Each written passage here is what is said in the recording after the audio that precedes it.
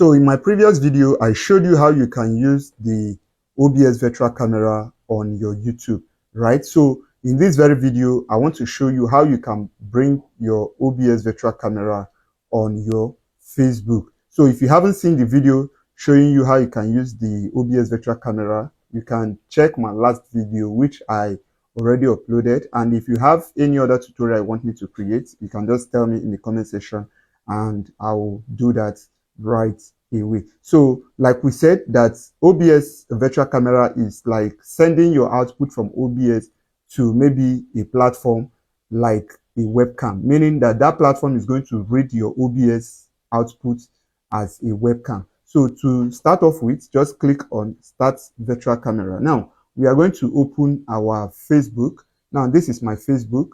Come over here where you see live video. So click on it. Then when the live video loads up, you are going to come here where it says go live. So on the go live, this is what you are going to do exactly.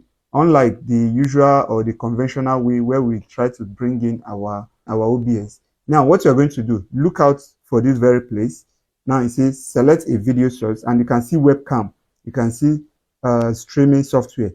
Before now, we already know that we always use streaming software where we copy the URL link and all that and stream key. But in this case, OBS will be read like a webcam. So we'll click on webcam. You see, by default, it has picked it. So meaning that it's already seeing it as a webcam. Then you can see it right here, camera control. You see, if I want to bring in my FaceTime HD camera, you can see this is me right here. Hello. Yeah, so but I don't want to use my camera, my PC camera.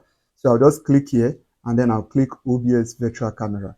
You can see how simple this looks. And once I am done, just go ahead, put in your details and everything, and then you're going to come down here to see go live.